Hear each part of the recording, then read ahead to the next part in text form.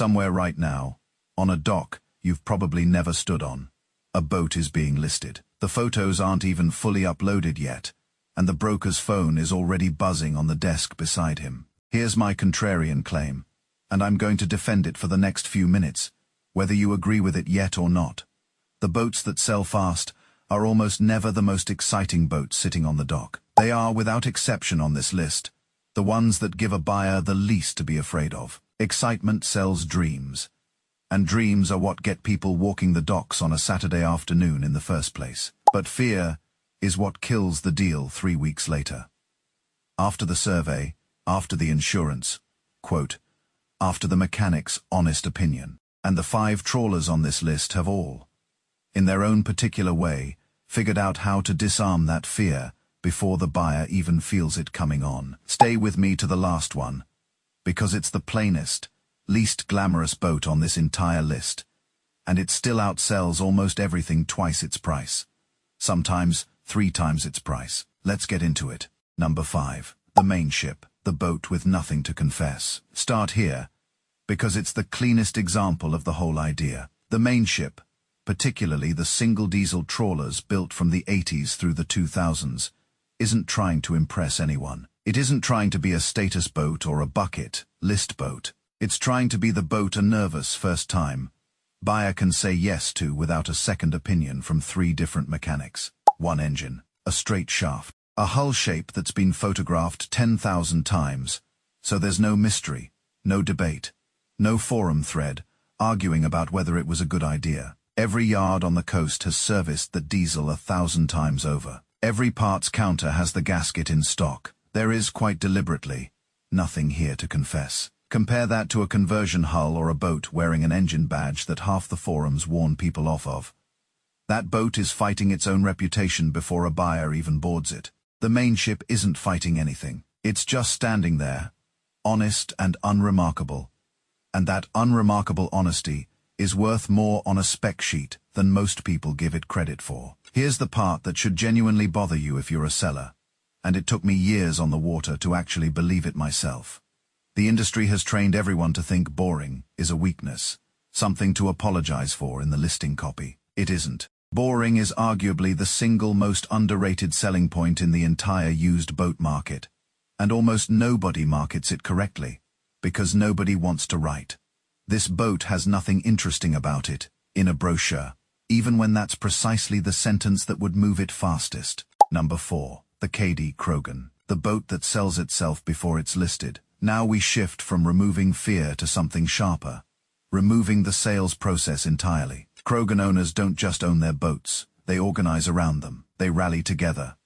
They cruise in loose flotillas, they trade notes and warnings on forums that have stayed active for decades after a given hull left the factory. So when a Krogan comes up for sale, it doesn't really hit the open market first, it hits a network. A buyer who's been circling that brand for years, who crewed on a friend's Krogan across a stretch of open water and never got over it, hears about the listing before it's even fully written. He's not shopping anymore, he's already decided, he's just confirming. Here's the contrarian part worth sitting with, because it cuts against everything the industry believes about marketing. The blue water dream boat, from my last list. The true ocean-crossing passage maker sits for years because almost nobody who admires it from the dock actually buys it. The dreaming and the buying happen in 2 entirely separate populations of people. The Krogan breaks that curse completely, because its admirers and its actual buyers are, for the most part, the exact same group of people. Most builders spend enormous marketing budgets trying to manufacture that kind of loyalty artificially, with ambassador programs and sponsored cruising rallies. Krogan just has it. Organically, earned over decades, one satisfied owner at a time, and it shows up directly, measurably, in how fast these boats change hands compared to boats that look just as capable on paper.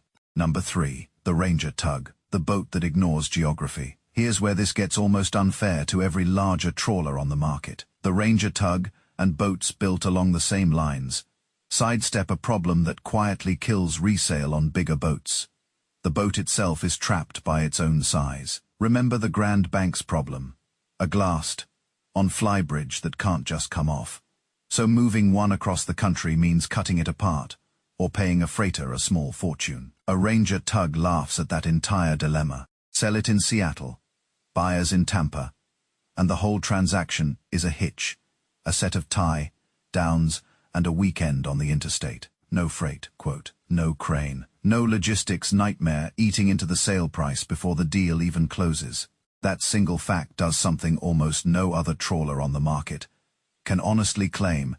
It turns the entire country into the buyer pool, coast to coast, instead of confining the seller to whichever handful of buyers happen to live within driving distance of the marina. Add a single reliable diesel that any competent shop can service, and a size that fits into an ordinary slip without a special reservation or a specialty berth. And you've built a boat with none of the geographic baggage that quietly strangles resale on almost everything bigger than it. It's a small boat. Nobody on this list is pretending otherwise, and nobody buying one expects to cross an ocean in it. But it's an honest boat from the keel up, with no logistical trap waiting to spring on the buyer 3 weeks into negotiations. And honest, unencumbered boats simply do not sit around collecting dust. Number 2, the American Tug, the boat that beats its own reputation. Some boats sell fast because they clear a buyer's checklist. The American Tug does something rarer.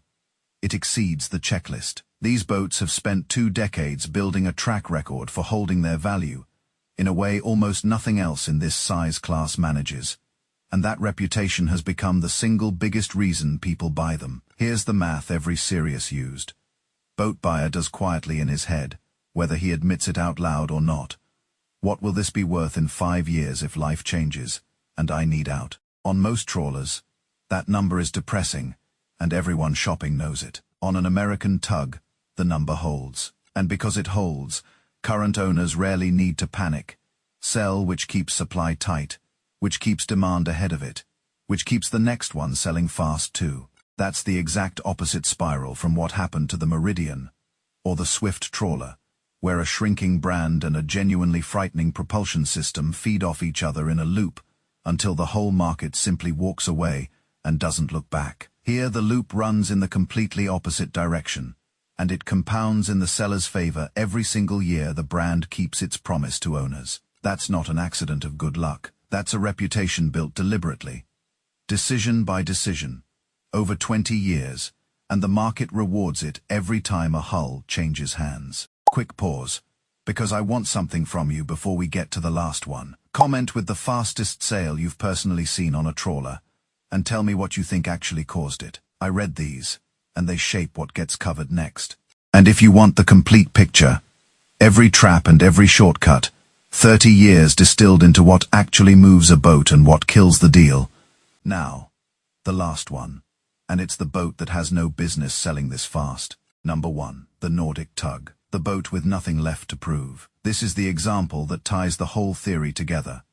And it's almost insulting how simple the explanation is. The Nordic Tug isn't flashy. It doesn't have Krogan's cult following. It doesn't trailer like the Ranger. It isn't chasing a resale record the way the American Tug quietly is. What it has instead is an almost stubborn consistency.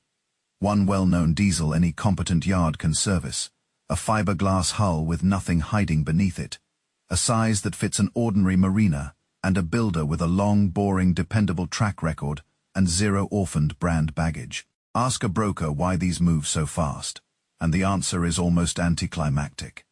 There's nothing left for a buyer to talk himself out of. No forum warning people off an engine. No insurance company stalling on an unusual hull. No pod drive lurking below the waterline, waiting to demand a haul out. No freight bill hiding in the fine print. A buyer can walk the entire boat, bow to stern, and never once hit a reason to hesitate. Here's the sharpest point in this entire video.